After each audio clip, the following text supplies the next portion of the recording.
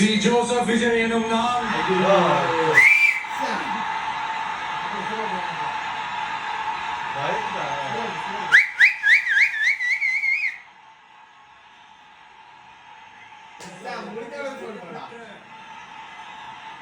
இந்திய அரசியல் அமைப்பின்பால்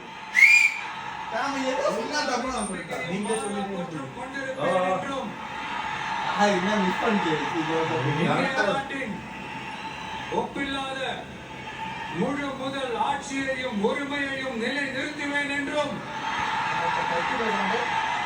தமிழ்நாட்டு அரசின் முதலமைச்சராக உண்மையாகவும் முழச்சான்றின் படியும் என் கடமைகளை நிறைவேற்றுவேன் என்றும் அரசியல் அமைப்பிற்கும் சட்டத்திற்கும் இணங்க அச்சமும் ஒருதலை சார்பும் இன்றி விருப்பு வெறுப்பை விலக்கி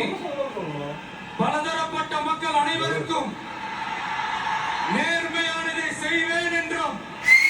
ஆண்டவன் மீது ஆணையிட்டு உறுதிமொழிகிறேன்.